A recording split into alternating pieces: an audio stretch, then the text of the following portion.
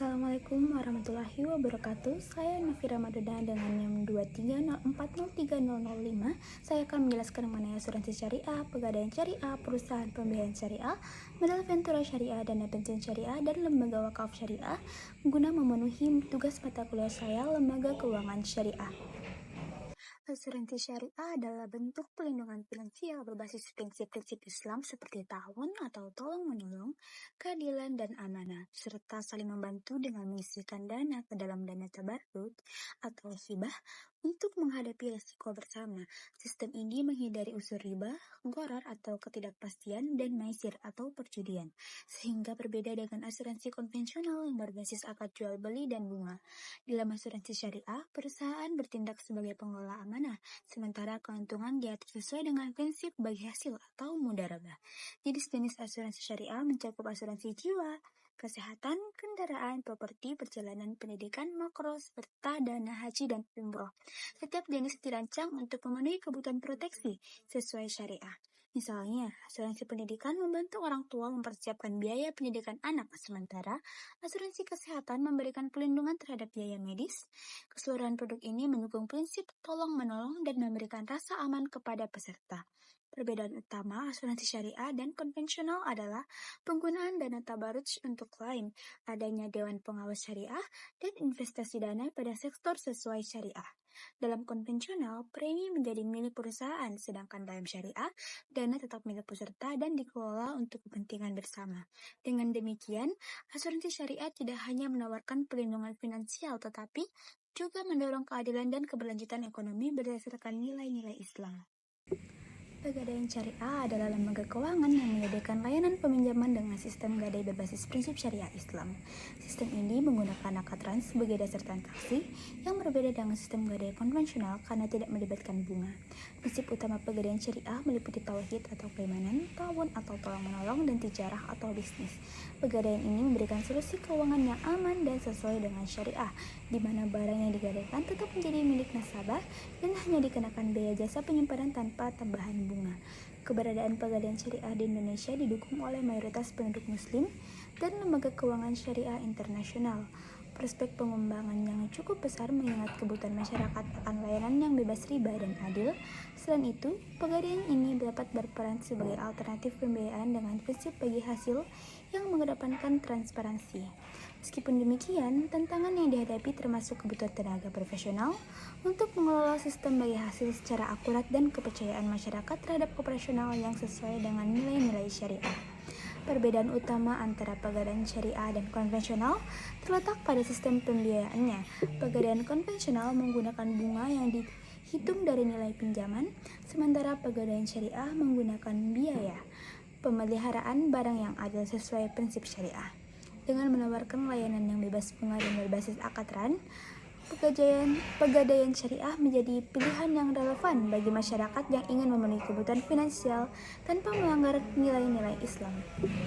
Perusahaan pembiayaan syariah adalah lembaga keuangan non-bank yang menyediakan pembiayaan berdasarkan prinsip-prinsip syariah Islam, seperti larangan riba atau bunga, gharar atau ketidakpastian, dan maisir atau perjudian.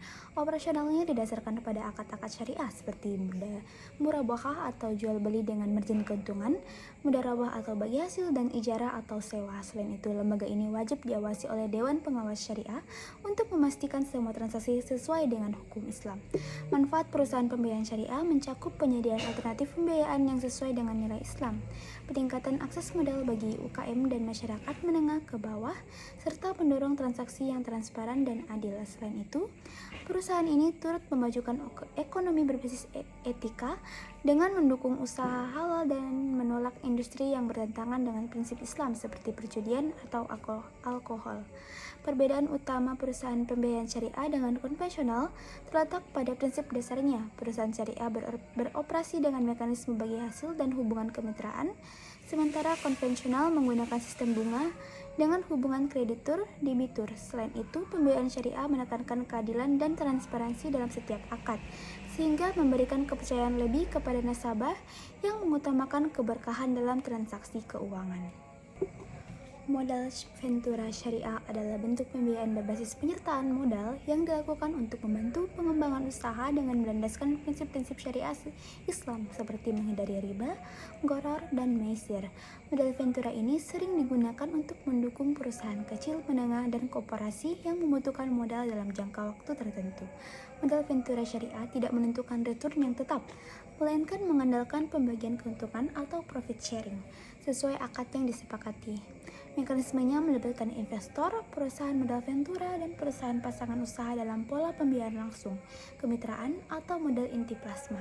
Sejarah modal ventura di Indonesia dimulai sejak 1973 dengan pendirian PT Bahana Pembina Usaha Indonesia. Dasar hukum modal ventura diatur dalam berbagai regulasi termasuk Kepres nomor 61 tahun 1988 dan peraturan lainnya.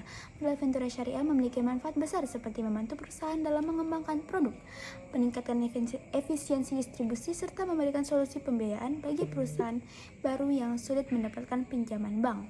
Pembiayaan modal ventura syariah juga menggunakan akad-akad sesuai hukum Islam seperti musyarakah, mudharabah, dan murabahah. Namun, modal ventura syariah menghadapi beberapa tantangan seperti tingginya risiko investasi dan kurangnya kepercayaan investor. Untuk itu, penerapan prinsip syariah yang adil, transparan, dan berbasis kemitraan sangat penting guna menciptakan iklim investasi yang positif. Modal ventura syariah menjadi alternatif pembiayaan yang tidak hanya memberikan keuntungan finansial, tetapi juga mendukung nilai-nilai keadilan dan keseimbangan dalam perekonomian. Dana pensiun syariah merupakan badan hukum yang mengelola program pensiun berdasarkan prinsip syariah, bertujuan untuk menjamin keberlanjutan penghasilan karyawan setelah masa kerja berakhir. Prinsip ini menghindari unsur riba, gharar, dan maisir. Jenis dana pensiun syariah terdiri dari dana pensiun pemberi kerja atau DPPK, dana pensiun lembaga keuangan atau DPLK, dan dana pensiun berdasarkan keuntungan atau DPBK. Program ini memberikan manfaat keuangan jangka panjang bagi karyawan dan meningkatkan citra perusahaan di mata masyarakat serta daya saing di pasar tenaga kerja. Program ini memiliki fungsi utama sebagai bentuk asuransi, tabungan, dan pensiun. Manfaatnya meliputi pemberian penghasilan rutin setelah pensiun, keamanan finansial di masa tua, dan kontribusi dalam mendukung program pemerintah. Dana pensiun syariah menggunakan berbagai akad seperti akad hibah, mudharabah, dan wakalah yang disesuaikan dengan hukum Islam. Investasi dalam dana pensiun syariah juga diawasi oleh Dewan Pengawas Syariah untuk memastikan kepatuhan terhadap prinsip syariah.